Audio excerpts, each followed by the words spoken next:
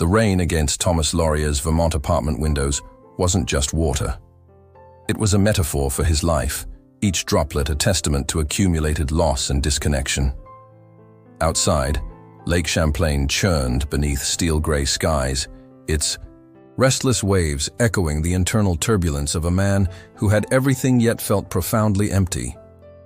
At 43, Thomas embodied professional success. His corporate law practice in Montreal was legendary, known for precision and ruthless negotiation. Clients sought him not for compassion, but for his ability to dissect complex legal landscapes with surgical accuracy.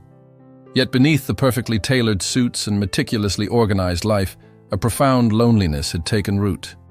The Easter Bunny costume hung in its dry cleaning bag, a stark contrast to his minimalist living space. Charcoal gray walls, contemporary furniture, and floor-to-ceiling windows created an environment that screamed controlled perfection. But perfection, Thomas was learning, was a hollow construct. His divorce from Catherine had been civilized. Too civilized. No screaming matches, no dramatic revelations. Just a methodical deconstruction of 15 years of marriage, processed like a complex legal contract. They divided assets with the same detachment they'd apparently applied to their relationship. The real casualty was his relationship with Melissa, their 17-year-old daughter. What had once been daily conversations and shared moments had devolved into awkward weekend visits and stilted text messages. His daughter now viewed him as a distant figure, more transaction than parent. A notification pinged on his smartphone. Another email from a high-profile client, another potential million-dollar settlement. Thomas stared at the screen, feeling nothing. On the kitchen counter, a handmade ceramic mug caught his eye, a Mother's Day gift Melissa had crafted. In elementary school, "World's best dad," the wobbly letters proclaimed. Now it sat unused, a relic of a connection gradually eroding. The volunteer coordinator from Burlington Children's Hospital had called 3 times this week, confirming his Easter Bunny commitment. He'd agreed months ago, during a rare moment of post-divorce introspection. What had seemed like a meaningful gesture now felt like an elaborate performance of redemption. Thomas poured black coffee, watching steam rise like his own unresolved emotions. The bunny costume mocked him from across the room, a symbol of potential vulnerability in a life constructed around emotional barriers. Outside, the rain intensified, matching the growing sense of internal restlessness. Packing the bunny suit felt like preparing for an elaborate masquerade. Thomas's hands, typically used to handling complex legal documents, now carefully folded synthetic fur and oversized ears into his Italian leather weekender. Each movement was calculated, precise, a lawyer's muscle memory applied to an absurd theatrical costume. The suit smelled of plastic and unfulfilled intentions. When he'd initially agreed to volunteer, it had seemed like a potential pathway to reconnection. Now, it felt like an elaborate disguise, another performance in a life increasingly defined by external expectations. His Audi's navigation system guided him toward Burlington, windshield wipers creating a rhythmic soundtrack to his internal monologue. Memories flickered like an old film reel. Melissa's childhood birthdays, Catherine's laugh during holiday cooking, moments that now felt distant and slightly unreal. He remembered the exact moment his marriage had begun to unravel. Not through dramatic conflict, but through a gradual emotional withdrawal. Late-night work calls, missed family dinners, prioritizing professional achievements over personal connections. The dissolution had been a slow, almost imperceptible process, much like water eroding stone. The highway stretched before him, a metaphorical representation of his life's trajectory. Straight, predictable, devoid of unexpected turns. His phone buzzed, a text from Melissa. "Dad, are you still coming this weekend?" The message hung unresponded, another reminder of the fragile threads connecting them. Thomas adjusted his grip on the steering wheel, feeling the weight of unspoken conversations and missed opportunities. Burlington Children's Hospital emerged, like a beacon of controlled chaos. Pastel walls adorned with children's artwork created an environment designed to soften medical sterility. Volunteer coordinators moved with practiced efficiency, transforming potential trauma into moments of unexpected joy. Danielle, a perpetually cheerful volunteer coordinator, greeted Thomas with a professional warmth that felt simultaneously genuine and rehearsed. Her pink scrubs and carefully managed enthusiasm seemed designed to transform the hospital's clinical environment into something more approachable. "Mr. Bunny," she announced, her voice carrying the practiced enthusiasm of someone who understood the delicate art of pediatric entertainment. "Ready to spread some magic?" Magic. Thomas had always believed magic resided in meticulously crafted legal strategies, in negotiations where language itself became a precision instrument. But standing here, dressed in an oversized bunny costume, he was about to discover a different kind of magic. The elevator to the oncology ward moved with deliberate slowness. Each floor brought new uncertainties. Thomas's lawyer-trained mind, so accustomed to predicting outcomes, felt suddenly inadequate. His massive bunny tail knocked over a hand sanitizer dispenser, the mechanical groan feeling like a metaphorical announcement of his impending transformation.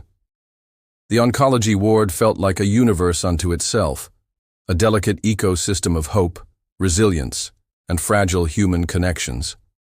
8-year-old Elijah Martinez occupied the first room, his presence radiating an unexpected intensity that immediately challenged Thomas's carefully constructed professional persona.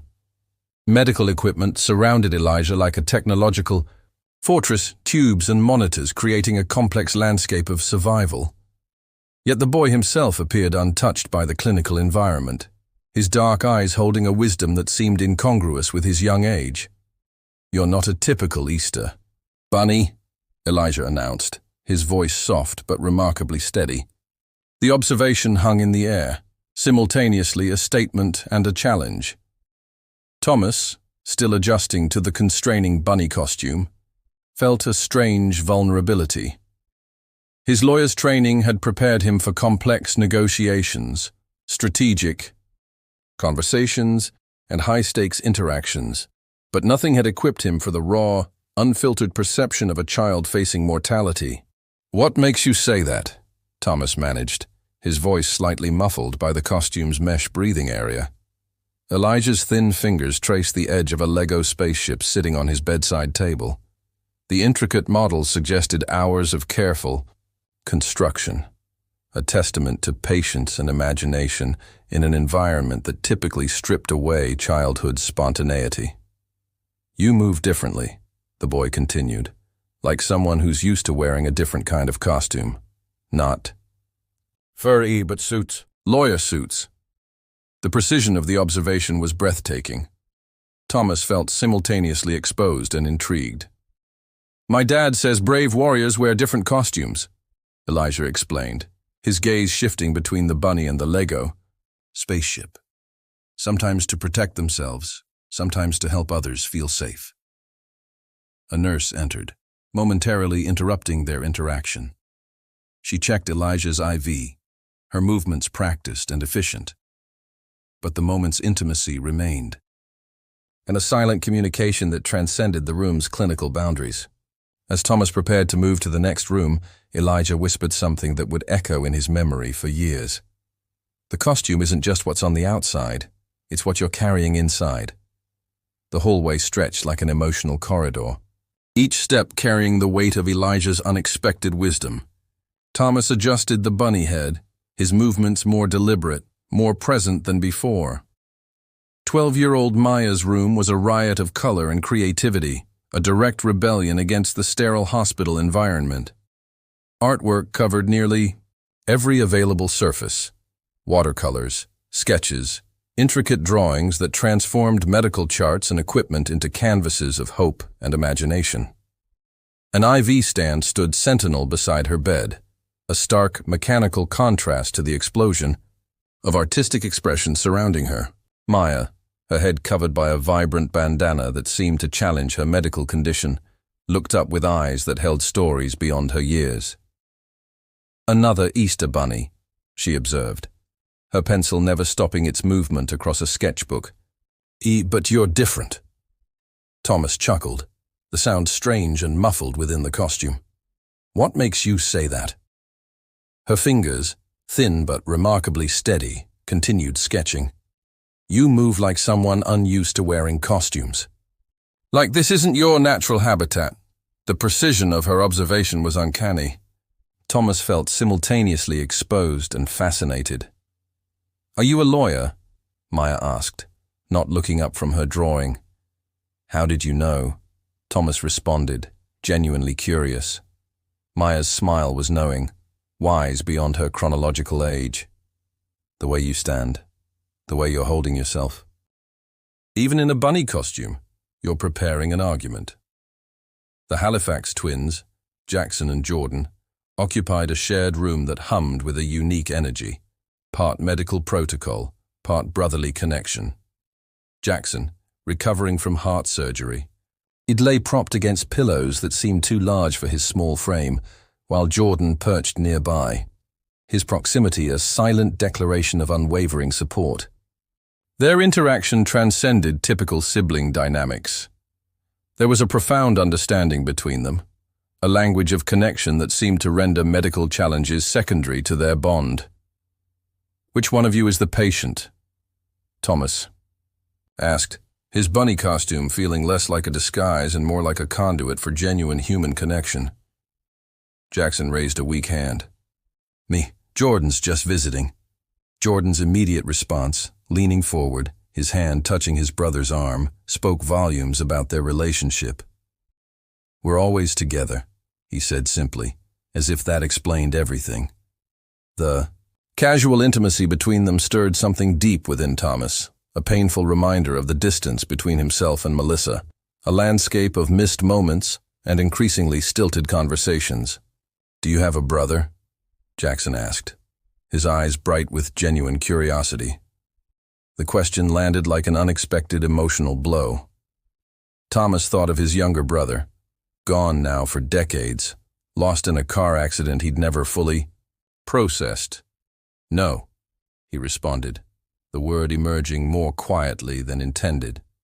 Jordan's perceptive gaze seemed to look through the bunny's mesh eyes.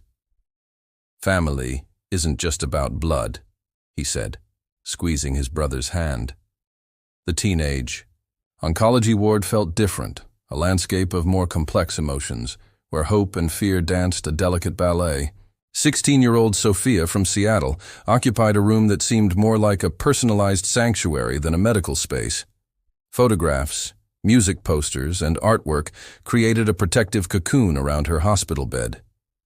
Her mother sat nearby, a silent sentinel of strength and vulnerability.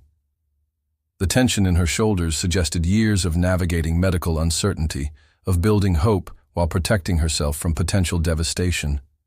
"So, the Easter Bunny made it to the teenage ward," Sophia announced, her voice a perfect blend of sarcasm and genuine curiosity. Unlike the younger children, she approached Thomas with a more nuanced perception, her eyes critically examining the bunny costume. Thomas felt suddenly self-conscious. His lawyer's precision, so effective in courtrooms and boardrooms, felt clumsy and inadequate in this moment. Teenage vulnerability was a terrain far more complex than any legal contract he'd ever negotiated. "Will you come back next year?" Sophia asked, her question hanging in the air with a weight that transcended a simple holiday visit. Her mother's intake of breath was almost imperceptible, a micro-expression of hope and fear that spoke volumes about their journey. The unspoken question beneath Sophia's words was clear. Would she be here next year? Medical charts hanging near her bed told a story of ongoing treatment, of a battle being fought one day at a time. Yet Sophia's spirit seemed unbroken, her resilience a quiet rebellion against her medical circumstances. The pediatric intensive care unit represented a different emotional landscape, more fragile, more immediate. 4-year-old Zoe occupied a space that seemed simultaneously clinical and miraculous. Medical equipment surrounded her like a technological protective shield, each beep and hum a testament to human medical innovation. Her mother, Jessica, embodied a particular kind of parental strength, a combination of exhaustion and unwavering hope. She sat reading a well-worn picture book, her voice creating a protective bubble of normalcy around her daughter's medical environment. When Thomas entered in his bunny costume, Zoe's response was immediate and pure. "Bunny!" she exclaimed, and her voice weak but filled with an extraordinary sense of wonder. Jessica explained that Zoe had been asking about the Easter Bunny for weeks, convinced that his visit would bring some special magic to their challenging circumstances. "She believes in magic," Jessica said quietly, her voice a mixture of maternal love and profound fatigue. "Some days, that belief is what gets us through." Zoe's small hand reached out, touching the bunny costume with a sense of reverence that transcended her medical challenges. In that moment, Thomas understood something profound. That magic wasn't about grand gestures, but about moments of pure, unfiltered connection. The volunteer room felt like a decompression chamber after the emotional intensity of the hospital wards. Thomas carefully removed the bunny costume, each layer of synthetic fur feeling like a skin being shed. Danielle watched him, her professional demeanor softened by the afternoon's experiences. "You were wonderful out there," she said, her words carrying more weight than a simple compliment. Thomas looked up, words momentarily failing him. How could he explain the transformation that had occurred beneath that ridiculous costume? How a corporate attorney specializing in complex legal negotiations had found himself utterly humbled by the wisdom of children facing mortality with more grace than he had faced his own life's challenges. "Would you consider coming back?" Danielle asked. "We always need volunteers." The question hung in the air, pregnant with possibility. The drive back to Vermont felt different. Sunlight broke through storm clouds, creating golden patches. On Lake Champlain's surface, a metaphorical representation of the transformation Thomas was experiencing. His lawyer's mind, typically analytical and compartmentalized, now felt more like a watercolor painting, blending emotions and experiences.